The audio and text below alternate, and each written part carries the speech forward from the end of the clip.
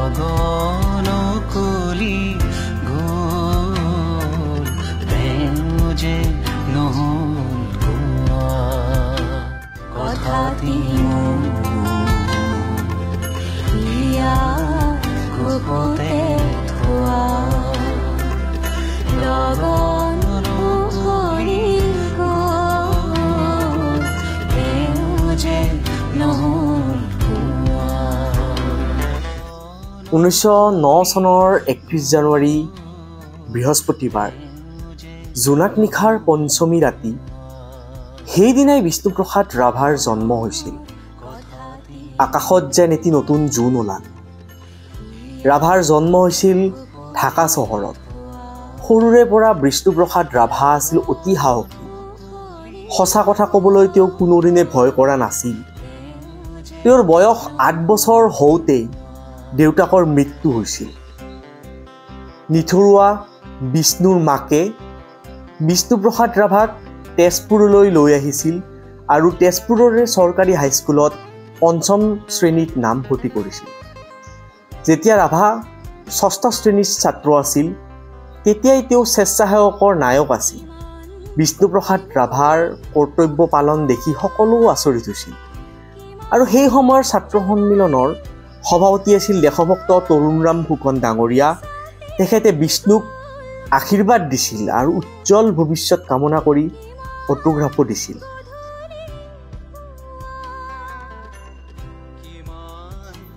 বিষ্ণুৰ বহুমুখী মন, তেওঁ এটা কাম কৰি ৰৈ থাকিব নোৱাৰে। কলিকতা মহানগৰীত তেখেতে কলেজৰ শিক্ষা ল'বলৈ আহিছিল যদিও সংগীত কলা সাহিত্য কেন্দ্ৰৰ ছাত্ৰও হৈ পৰিছিল। এফালে সংগীত, আনফালে কলেজৰ শিক্ষা। গধুৰ বোজা হ'লেও ৰাভাৰ মনক যেন ভাগৰাব নোৱাৰি। 1926 চনত তেওঁ কলেজৰ ক্ৰিকেট কেপ্টেইন হিচাপেও নিৰ্বাচিত হৈছিল। ইমান কামৰ মাজতো বিষ্ণু ৰাভাই 1928 চনত ISC পৰীক্ষাত প্ৰথম বিভাগত পাছ কৰে আৰু কলিকতাৰে ৰিপন কলেজত BSc শ্ৰেণীতো নাম লগাইছিল। সেই সময়তে ৰাভাই ফুটবল, ক্ৰিকেট, হকী খেলৰ প্ৰশিক্ষণ লৈ এজন ভাল খেলুৱৈ ৰূপে জনাজাত হৈছিল। ৰাভা এগৰাকী খুব প্ৰতিভাসম্পন্ন খেলুৱৈ আছিল। সৰুৰে পৰাই তেওঁৰ খেলত যথেষ্ট ৰাপ আছিল। সৰুতে লগৰীয়াৰ লগত হৈগুদু, টাংগুটি, ঘোঁৰা দৌৰ খেলি খুব আনন্দ পাইছিল। টেঙা বলেৰে খেল আৰম্ভ কৰি পাছলৈ এজন ভাল ফুটবল খেলুৱৈ হিচাপে প্ৰতিষ্ঠিত হৈছিল। উচ্চ ইংৰাজী বিদ্যালয়ত পঢ়াৰ পৰাই তেওঁ হকী, ক্ৰিকেট খেলো খেলিছিল। কলিয়াজীয়া জীৱনত তেওঁ খেলুৱৈ হিচাপে সুনাম অৰ্জন কৰিছিল। হাইস্কুল পঢ়ি থাকোঁতে তেওঁ এজন ভাল বল খেলুৱৈ হিচাপে জনাজাত হৈছিল। বৰপেটাত হোৱা এখন বল খেলত তেওঁক সকলোৱে প্ৰশংসা কৰিছিল। ৰাভাই বল পালেই দৰ্শকে চিঞৰা আৰম্ভ কৰিছিল। বহুতে তেওঁক বাবৰিৱালা বুলিও কৈছিল, কাৰণ তেওঁৰ চুলিকচা বাবৰি শাকৰ দৰে ঠৰঙা ঠৰঙা। দৌৰিবৰ সময়ত বাবৰি শাকৰ দৰে সেই চুলিকচা হালি জালি গ'লে দৰ্শকৰ চিঞৰ বাখৰ, ধৰ বাবৰিৱালাক ধৰ। অসমৰ সৰভোগ, নলবাৰী, তেজপুৰ আদি বহু ঠাইত তেওঁ বল খেলিছিল আৰু কেইবাখনো খেলত তেওঁ জয়লাভ কৰিছিল। বিষ্ণু ৰাভা এজন গীতিকাৰ আৰু শিল্পী আছিল। শিল্পী হিচাপে তেওঁক অসমৰ চুকে কোণে নজনা হয়তো কোনো নাই। বিষ্ণু ৰাভাৰ গীত বুলি ক'লে মনলৈ আহে বিপ্লৱী সত্তা। দৰিদ্ৰজনৰ বাবে তেওঁ সংগ্ৰাম চলাই গৈছিল। বল বল বল বল, কৃষক শক্তিৰ দল, অ বনোৱা সমনীয়া, আগবাঢ়ি যাওঁ বল। তেওঁৰ অধিকসংখ্যক গানতে প্ৰতিফলিত হৈছিল বৈপ্লৱিক সত্তা। তেওঁৰ প্ৰতিটো গীতে আমাক আকৃষ্ট কৰে। প্ৰতিটো গীতেই শোষিত, নিষ্পেষিত আৰু সমাজৰ সকলো শ্ৰেণীৰ মানুহৰে কথা কয় আৰু এইখিনিতে তেখেতৰ বৈপ্লৱিক চেতনা আমি অনুভৱ কৰিব পাৰোঁ। বিষ্ণুপ্ৰসাদ ৰাভা যথেষ্ট প্ৰতিভাশালী আছিল। সৰ্বমুঠ 17টা ভাষা জানিছিল। 1940 চনত কাশী বিশ্ববিদ্যালয়ত বিৰাট ৰাজহুৱা সভা এখনত নৰ্তক উদয় শংকৰ উপস্থিত আছিল। সেই সভাতে 108 বিধ থলুৱা নৃত্য প্ৰদৰ্শন কৰি ৰাভাই দৰ্শকক অবাক কৰি তুলিছিল। ভাৰতৰ ৰাষ্ট্ৰপতি মহান পণ্ডিত ডক্টৰ সৰ্বপল্লী ৰাধাকৃষ্ণনৰ নাম সকলোৱে শুনিছে। তেওঁ আছিল সেই বিশ্ববিদ্যালয়ৰ উপাচাৰ্য। এই মহান পণ্ডিতগৰাকীয়ে বিষ্ণুপ্ৰসাদ ৰাভাক সোণৰ পদক উপহাৰ স্বৰূপে দিছিল।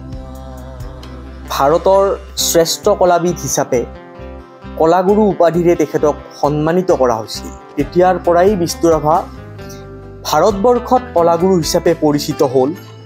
বেনাৰস হিন্দু বিশ্ববিদ্যালয়তো ৰাভাই ওজাপালি, বহুৱা, তাণ্ডৱ নৃত্য প্ৰদৰ্শন কৰি সন্মানিত হৈছিল।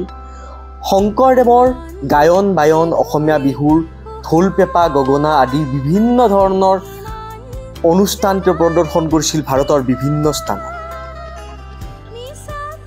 বিষ্ণুপ্ৰসাদ ৰাভা এজন ভাল অভিনেতাও আছিল। নাটক চিনেমাৰ অভিনয় কৰি ৰাভাই সুনাম অৰ্জন কৰিছিল।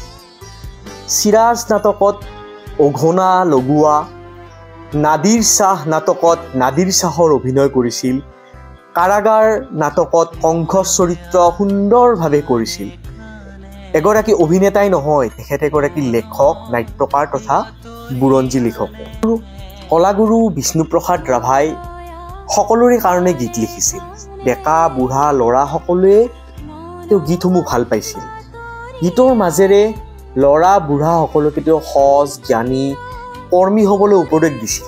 আচলতে আমি অসমীয়া মানুহবোৰ খুব এলেহুৱা।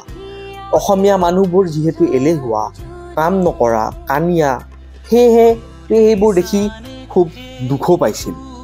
গীতৰ মাজেৰে দেশক, জাতিক ভাল পাবলৈ শিকাইছিল। অসমীয়া ডেকাবোৰে এলেহুৱা হৈ মন মাৰি থকা দেখি তেওঁ কি লিখিছিল জানে? অ' অসমীয়া ডেকা দল, আজি তোৰ তেজাল বদন, মলিন কিয় হ'ল? গীতটি শুনি ভালেই লাগে। গীতিকাৰ হিচাপে ৰাভাৰ বহুত কথা ক'বলৈ আছে আৰু কলাগুৰুৰ কথা আচলতে কৈ শেষ কৰিব নোৱাৰি। ৰাজনৈতিকভাৱে এজন পৰিপক্ক এই বিষ্ণুপ্ৰসাদ ৰাভাই দুখীয়া কৃষক সমাজক বৰ ভাল পাইছিল। যিসকল দুখীয়া মানুহ আছিল, যিসকল শোষিত জনতা আছিল, তেওঁলোকৰ হৈ তেওঁ বিভিন্ন ধৰণৰ গীত ৰচনা কৰিছিল আৰু তেওঁলোকৰ অন্যায়ৰ বিৰুদ্ধে তেওঁ যুদ্ধ চলাই গৈছিল। তেওঁৰ যি সংগ্ৰামী সত্তা, যি বৈপ্লৱিক সত্তা, এই সত্তাক অসমীয়া সমাজখনে সদায় মনত ৰাখিব। আৰু আজি 20 জুন তাৰিখে ৰাভা দিৱস হিচাপে আমিও তেখেতক শ্ৰদ্ধাৰে সুঁৱৰিছোঁ আৰু তেখেতৰ কালজয়ী গীতসমূহ যাতে আমাৰ এই প্ৰজন্মৰ উপৰিও আগন্তুক কেইবাটাও প্ৰজন্মই যাতে আদৰি লয় আৰু তেখেতৰ মনৰ যি কথা, যি বৈপ্লৱিক আৱেগ, সেই আৱেগবোৰ যাতে সকলোৱে আদৰি লয়, তাৰেই আমি কামনা কৰিছোঁ। সকলোকে ৰাভা দিৱসৰ শুভেচ্ছা জ্ঞাপন কৰিলোঁ।